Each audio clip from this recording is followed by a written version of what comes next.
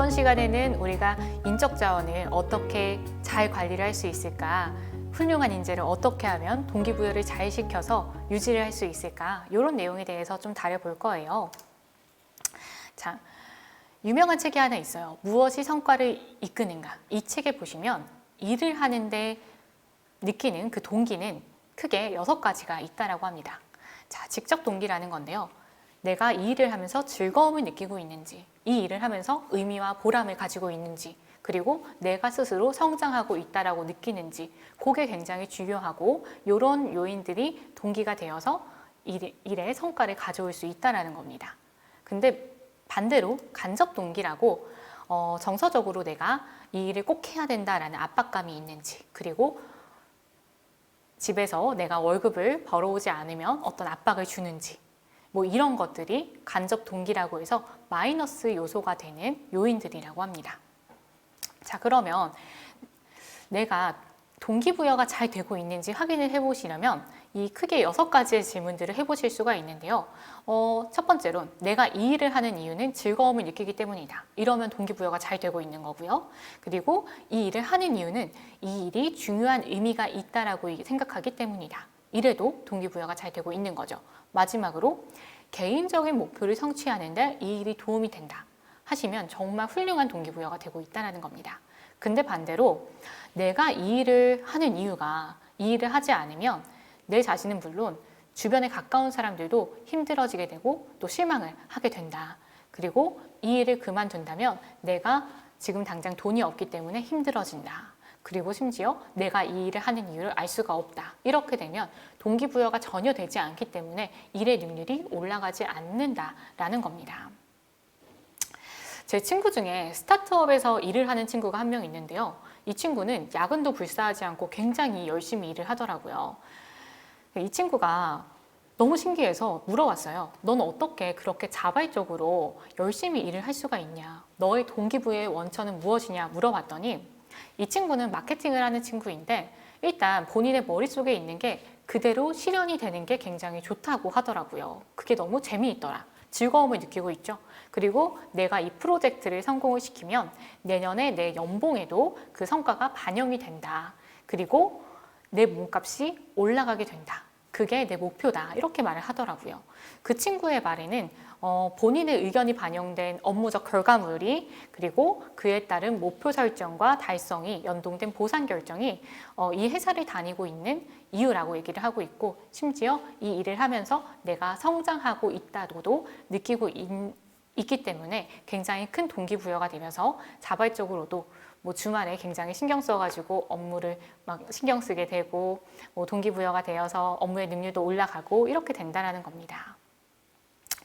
자, 이 표를 보시면 세계적으로 유명한 기업인 스타벅스나 앱스토어의 총 동기부여 점수를 이렇게 나타낸 표예요. 경쟁사에 비해 굉장히 높은 거를 보실 수가 있는데요. 이 표를 보시면 회사의 직원들이 느끼는 그 동기부여 점수가 회사의 성과와 얼마나 큰 연관을 가지고 있는지 굉장히 여실히 보여주는 그런 표죠. 자, 실제로 직원들에게 동기를 부여할 수 있는 리더는 조사를 해봤더니 4가지가 있다고 합니다. 우리 대표님들은 이 4가지의 리더십 중에 어떤 리더가 될 것인지 한번 좀 살펴보시면 좋을 것 같아요. 첫 번째는 거래형 리더인데요. 이들은 착한 행동에는 보상을 하고 나쁜 행동에는 벌을 준다는 등 통제를 하게 됩니다. 좋은 의도를 가지고 능력주의의 리더십을 펼친다고 하더라도 실제로는 조직 내에서 높은 수준의 정서적, 경제적 압박감을 주기 때문에 이러한 밑에서 일하는 직원들은 평균 총동기 점수가 마이너스 1점이라고 해요. 자, 두 번째는 무관심한 리더인데 이들은 간접적으로도 직접적으로도 동기부여를 전혀 하지 않습니다. 그저 조직 내에 문제가 발생을 하면은 그때만 관여하고 마시는 거예요. 근데 신기한 거는 이 리더의 밑에서 일하시는 분들의 총동기 점수는 11점입니다. 자, 그리고 열정적인 리더인데요. 이 리더들은 온갖 동기 요인들을 다 사용해요. 이 리더의 아래에서 일하는 직원들의 평균 총동기 지수는 14점입니다. 마지막으로는 파이어 스타터예요. 이 그룹의 리더는 직접 동기를 장려하고 간접 동기를 낮추죠. 이 리더의 아래에서 일하는 직원들의 평균 총 동기 지수는 38점입니다. 자, 여기에서 말하는 여기 직접 동기라는 건 일에 대한 즐거움이나 의미, 성장을 또 의미한다라고 말씀을 드렸고요.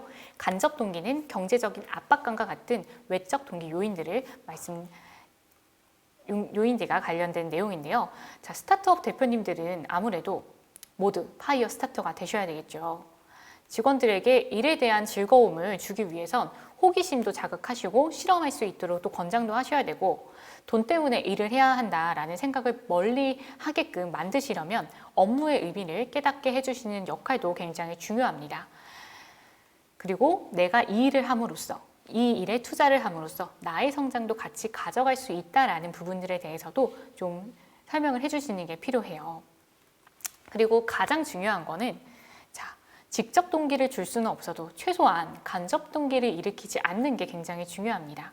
뭐 예를 들어 9시 출근인데 이렇게 시계를 보고 계시다가 1분 늦었다고 너 징계 이렇게 하시는 거 절대 안 된다는 거죠. 자, 그래서 공포감, 수치심, 긴장감 등 정서적 압박감은 절대 주시면 안 되는 거예요. 그래서 우리 스타트업 대표님들은 더더욱이나 우리 직원분들과 같이 있는 시간이 굉장히 많으실 거기 때문에 권위적인 태도보다는 동료와 같은 마인드로 직원을 하나하나 자산으로 보고 수평적인 조직 문화가 형성될 수 있도록 편안한 조직 문화를 만들어 주시는 게 훌륭한 인재를 떠나지 않게 하는 가장 중요한 요인이 될 수 있다는 것을 알아주셨으면 좋겠습니다.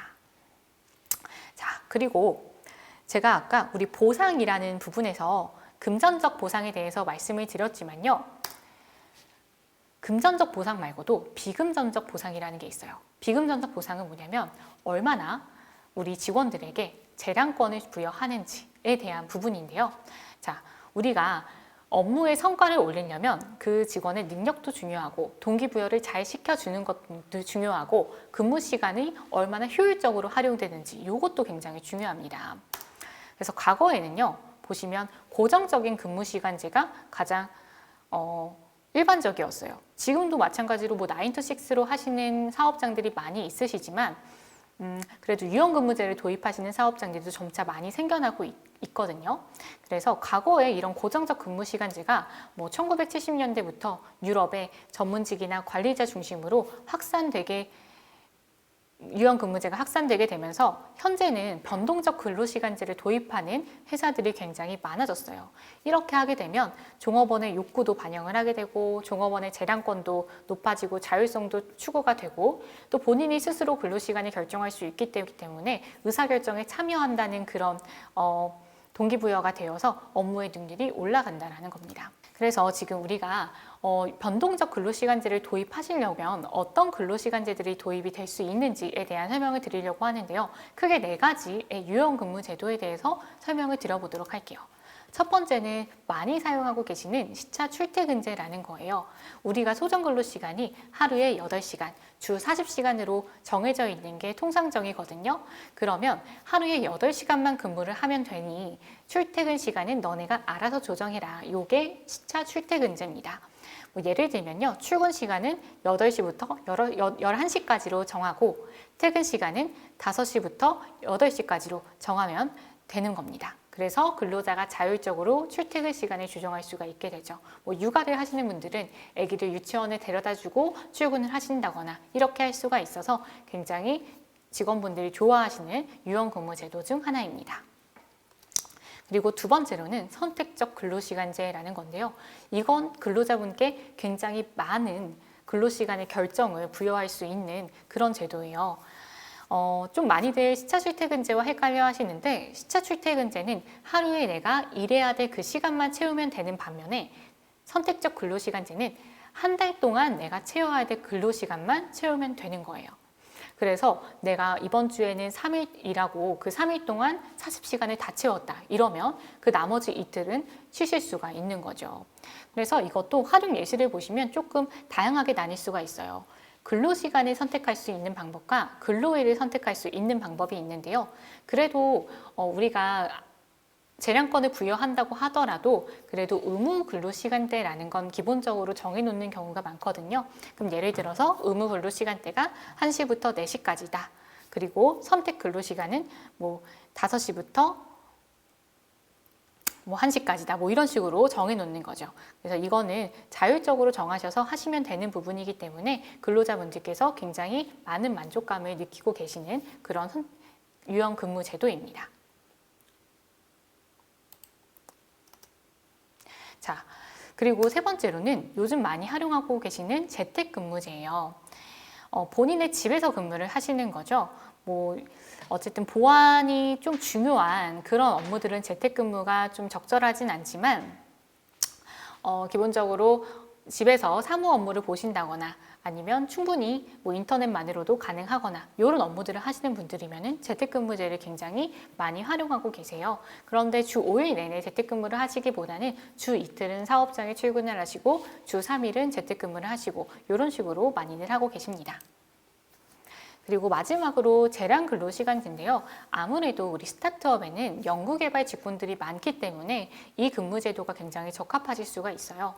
이거는 근로자분이 자율적으로 출퇴근을 하실 수 있도록 하고 업무를 하시는 거에 있어서 사업주의 지휘 감독이 들어가지 않게끔 한다라고 약정을 하는 건데요. 제랑 근무가 가능한 업무들이 총 6가지가 있어요. 그리고 아까 말씀드린 그 스타트업에서 종종 많이들 있는 그런 개발 업무라던가 연구 업무, 그리고 정보 처리 시스템의 설계 업무, 그리고 신문이나 방송, 출판업에서 편집하시는 그런 업무들, 그리고 기본적으로 저희가 PD님들, 방송 시간대가 방송 촬영을 하시려면은 장시간 근로가 당연시 되기 때문에 이런 재량권을 부여함으로써 장시간 근로가 이루어질 수 있게 하는 그런 부분들도 있고요. 그리고 회계나 법률 납세, 법무, 노무 이런 전문직 종사자분들도 이런 재량 근로시간제를 활용하실 수가 있습니다. 그래서 이런 경우에는 근로시간에 대한 다툼이 굉장히 많이 발생할 수 있기 때문에 근로자 대표와 서면 합의로 우리 하루에 몇 시간 근무한 걸로 간주하자 이런 식으로 해서 많이 합의를 보시면서 활용하시면 되겠습니다. 자, 결국에는 유연근무제를 도입하시게 되면 장점은 결근율도 낮아지고 지각도 많이 안 하실 거고 당연히 뭐 체크를 안 하니까요. 그리고 이직률도 많이 낮아지게 되는 것도 맞아요. 그리고 연장 근무도 감소를 하게 되면서 인건비도 조금 절감을 하실 수가 있고요. 무엇보다 동기부여가 된다는 게 가장 큰 장점이에요. 직무 만족도가 높아지고요. 근무의 의욕도 상승하고 생산성도 증가할 수 있습니다. 그런데 단점은 이런 게 있어요. 일단 관리 감독이 안 된다는 게 가장 큰 문제예요. 그런데 우리가 재량권을 부여하려고 하는 이유는 관리 감독을 크게 많이 하지 않겠다라고 하는 거니까 이 부분은 조금 감안을 하셔야 될 것 같고요. 그리고 우리가 외부의 서비스업이라고 한다면 고객들이 연락을 했는데 그 사람이 부재해 있으면 안 되겠죠. 이런 문제 때문에도 유연근무제를 도입하는 게 맞지 않는 직종들이 있을 수가 있어요. 그리고 우리가 팀에 회의를 해야 하는데 팀원들이 다 없다 이러면 안 되잖아요. 그래서 의무 근로 시간대를 설정하셔가지고 회의를 하실 수 있도록 만드는 것이 굉장히 중요합니다. 자, 이번 시간에는 동기부여 방식에 대해서 한번 알아봤는데요. 우리 회사는 한 5년만 하고 그냥 뭐 안 되면 접을래. 우리 회사는 적당히 벌어도 돼 라고 생각하시는 대표님들은 없으시죠? 더 잘 되고 싶어하고 더 성장하고 싶어하는 것이 인간의 기본적인 욕구이고 또 내가 이끌고 있는 이 회사가 더 잘 됐으면 하는 바람이 모든 대표님들의 마음일 거예요. 자, 그래서 마지막 멘트로 제가 이걸 준비해봤어요. 혹시 1mm라는 단위를 아시나요? 군대 다녀와 보시면 다 아실 것 같은데 바로 1000분의 1인치를 1mm라고 합니다. 이 단위를 포병들이 포탄 각도를 계산할 때 쓴다고 하는데요.